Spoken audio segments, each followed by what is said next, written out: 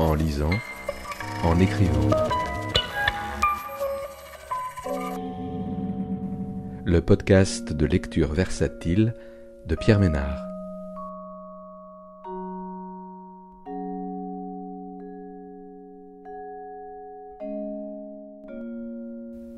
Aujourd'hui, Camille s'en va, de Thomas Flao, paru aux éditions L'Olivier en 2024. Le parcours de 3 personnes, Jérôme, architecte, Camille, militante politique, et leur ami d'enfance, Yvain. Ensemble, ils ont traversé toutes les étapes de la vie et toutes les luttes, de manifestations anticapitalistes en grève du climat jusqu'à l'occupation d'une forêt mise en péril par l'exploitation outrancière de ses ressources afin d'empêcher la construction de panneaux photovoltaïques menaçant une espèce rare de scarabée. Camille disparaît brusquement.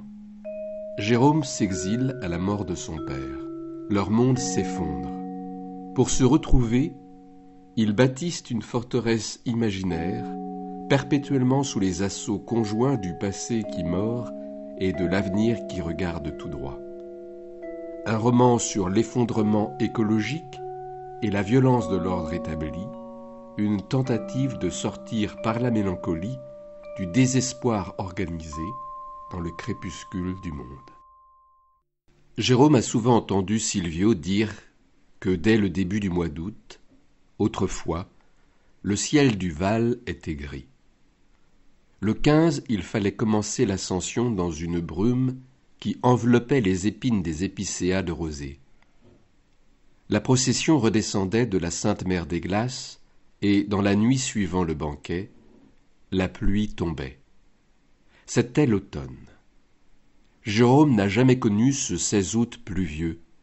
Depuis qu'il est au désert, toujours il a fallu attendre octobre pour voir, à peine, tomber la pluie. Si la pluie était tombée le 16 août 2023, la torche de tête aurait bien pu allumer les épines sèches d'un pin, la forêt entière n'aurait pas brûlé des jours durant, la pluie aurait tout arrêté. Cette année est comme les autres. Le 15 août approche, mais aucun nuage ne vient empêcher le soleil de pilonner le Val, d'écraser le désert. Jérôme est dans la yourte. Il essuie sa sueur, l'heure chaude s'étend sur toute la surface du jour. Pendant ce temps, Camille, elle, se souvient à haute voix. « C'était la nuit et tu étais là, Géronimo. Et Yvain était là aussi. » Dans la nuit, elle les guidait dans un tunnel, sur des voies de chemin de fer. Jérôme se souvient de Malakoff. « Il y a le tunnel et c'est tout. Tu sais ce qu'on faisait dans le tunnel ?» Jérôme le sait, oui. Il raconte le départ de Camille de la ville, son absence, la place de la République et leur retrouvaille près d'une voiture incendiée. Combien, à Malakoff, elle lui avait fait découvrir ce qu'il tient encore pour un des endroits les plus marquants de sa vie.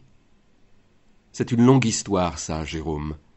Je ne sais pas où je vais trouver un endroit assez grand pour l'arranger. Camille ferme les yeux. Elle est sur le seuil de la maison. Elle ouvre la porte. Voilà, elle est dans le hall. Elle le traverse. Il est obscur.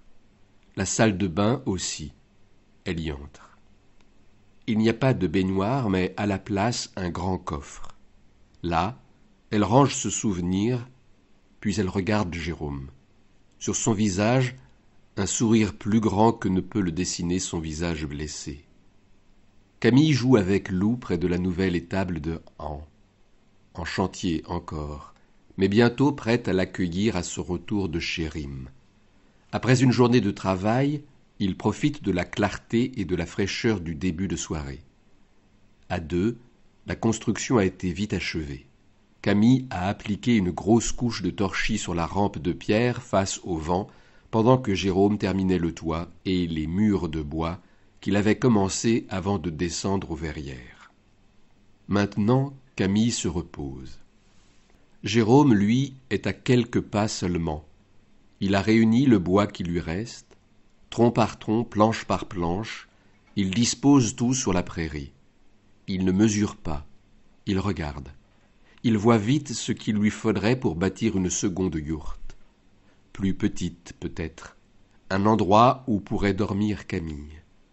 Un espace légèrement ovale, la longueur dans le sens du vent, comme se dessine l'abri de Han, pointe de flèche arrondie. Il ne lui faudrait pas plus de 2 troncs. Il pourrait les débiter dans la scierie de Rheims. Tu veux construire quoi? Il n'ose pas lui dire qu'il veut lui construire une maison. Il ignore comment Camille réagirait. Il l'appréhende.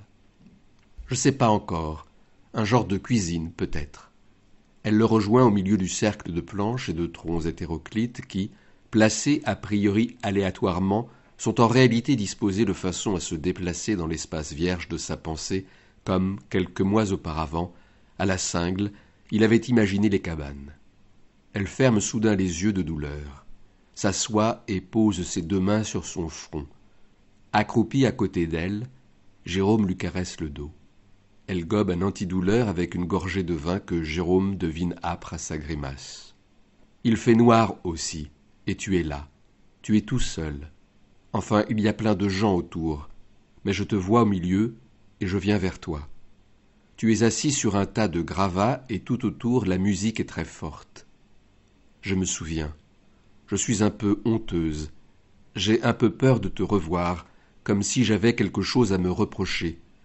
Je sais pas quoi. Je suis pas sûr d'avoir même su à l'époque. Je m'approche de toi avec la boule au ventre, tu vois. Et toi, tu me vois venir. Tu souris et tu me dis « Bonjour, Amabié ». Oui, et je te dis « Bonjour, Geronimo ». Amabié, c'est un esprit japonais qui guérit les maladies. Tu sais où c'était? C'était à la Maison Rouge, une maison dans laquelle on a vécu tous les 4 avec Nour, pendant plusieurs années. C'était la fête qu'on a organisée quand elle a été détruite. Mais t'étais plus là depuis quelque temps. Souvent t'étais pas là. Camille ne l'écoute pas, il lui semble. Absorbée par la remémoration, assise au milieu des débris de bois qui dessinent au sol, dans l'air bleu, comme un cercle magique. Je range ça dans une grande pièce alors, si c'était notre maison. Où est-ce que j'aurais assez de tiroirs pour mettre d'autres souvenirs? La cuisine. C'était leur maison, oui. Jérôme ignore ce qui a pu faire ressurgir en elle l'image d'un tunnel désaffecté au sud de Paris. Maintenant celle de la Maison Rouge. Le pays de sa mémoire est un pays mouvant, comme le sont les sables autour d'une rivière sauvage. Un pays où les fleuves changent subitement de cours, où les montagnes se replient sur elles-mêmes, comme des origamis vivants, contraignant sans cesse les routes à aller ramper ailleurs, les villes à se consteller et se reformer à d'autres endroits, sous d'autres noms. Camille est au centre du cercle magique. Elle arpente le pays de sa mémoire. Ailleurs, elle n'entend pas le maquis, juste en bas du désert, être remué par le passage de ce qui semble être à Jérôme plusieurs personnes. Il reste sur ses gardes. Si derrière les buissons de myrte apparaissaient là, au clair de lune, des keufs revêtus de leur armure noire, que ferait-il? Rien, sans doute. Il ne se raconte pas d'histoire. Il ne se battrait pas. Il sait qu'il resterait là à ne rien faire, comme sur l'avenue de la Gare il y a quelque temps, comme toujours. Il y a une haute tour de verre et tu n'es pas là. Je te cherche et Yvain te cherche aussi. Je sais que c'est Yvain, même s'il porte un bandana sur la bouche. Les secondes passent, les buissons frémissent, et Jérôme se dit « Camille doit lire dans mon esprit pour se souvenir de ça à cet instant précis, ce moment où il a échappé de peu au keuf allemand, à Francfort, à l'instant très précisément où il s'apprête à en voir surgir de derrière les buissons. Ils auraient retrouvé sa trace, parce que c'est comme ça que ça devait finir de toute façon. Ici, au désert, les keufs qui les arrêtent et lui qui ne fait rien, comme il n'avait rien fait à Francfort. Francfort une nouvelle fois, mais la chance de Geronimo en moins. Et puis on t'aperçoit d'un coup, tu es au loin et tu cours en hurlant « Achtung, Polizei !» Camille tend les bras en l'air, en hurlant ces mots en allemand. Les keufs qui montaient ont sans doute été alertés par ce cri étrange. Les buissons s'arrêtent soudain de remuer. Jérôme se prépare. Camille, elle, pleure de rire, se tord par terre. Tu continues de courir et on voit, je te jure, on voit toute une troupe de keufs qui te courent après. Des ombres s'échappent des buissons.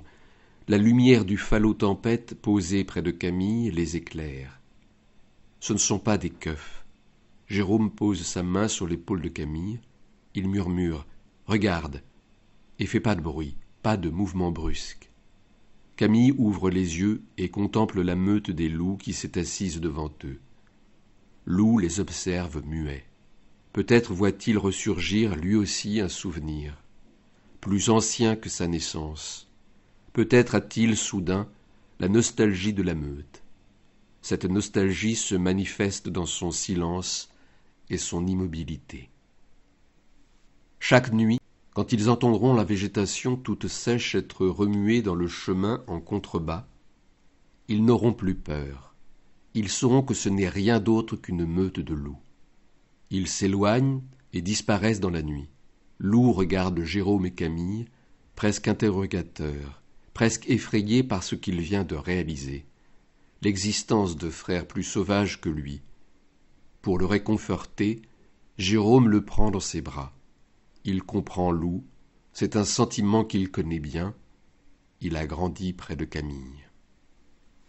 Le lendemain, alors qu'il marche sur le chemin de l'Étoile pour aller chercher An à l'étable et du bois de construction à la scierie, Jérôme attend Camille et Loup.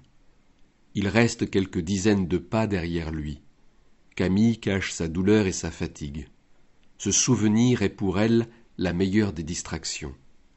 Elle se retient à l'amorce de la remémoration et, une fois qu'elle a rejoint Jérôme, elle commence à parler.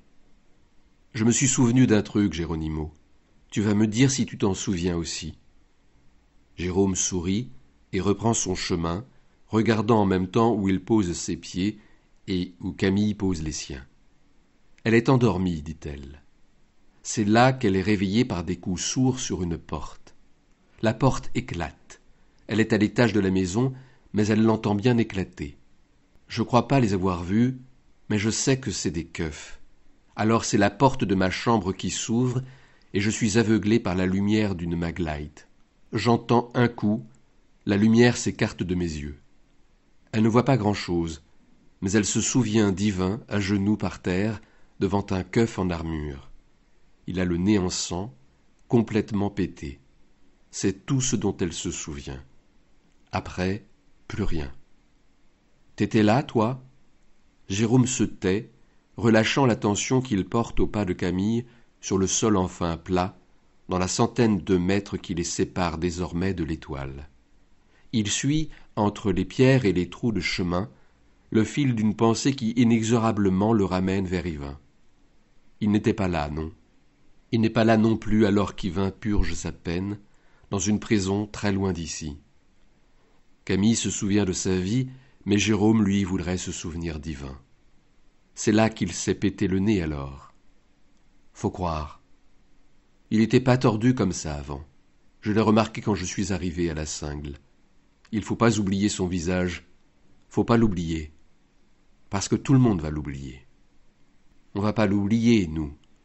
Eux, non. Mais Jérôme le sait. Aussitôt la peine prononcée, tout le monde passera à autre chose. C'est toujours pareil. Yvain le lui avait dit, plus personne ne parle de nous. Partout, les mouvements de rébellion sont matés dans le silence. Si nous restons attachés là-haut le plus longtemps possible, peut-être qu'alors on en entendra un peu parler. C'était la dernière chose à faire, ne pas laisser se faire la destruction sans que puisse être vu son spectacle. Sans attendre d'autres résultats politiques que le simple fait de n'avoir pas été invisible avant l'oubli. Car toujours l'oubli vient. Toujours. Les écrivains qui écrivaient des tribunes cessent d'en écrire et publient un autre livre. Ils oublient. Ceux qui donnaient aux caisses de soutien, aux interpellés cessent de donner et l'argent se tarit. Ils oublient. Ceux qui venaient au rassemblement devant les tribunaux tiraient des feux d'artifice devant les maisons d'arrêt le jour de l'anniversaire de leurs camarades enfermés, cessent de venir. Ils oublient. À la fin, tout le monde oublie. excepté ceux qui comptent les jours dans leurs cellules et ceux qui les aiment assez pour éprouver, chaque jour, le sentiment violent de leur absence. Mais être de ceux qui attendent, ce n'est pas une consolation.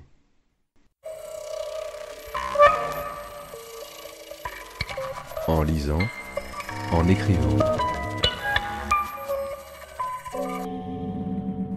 Le podcast de lecture versatile de Pierre Ménard.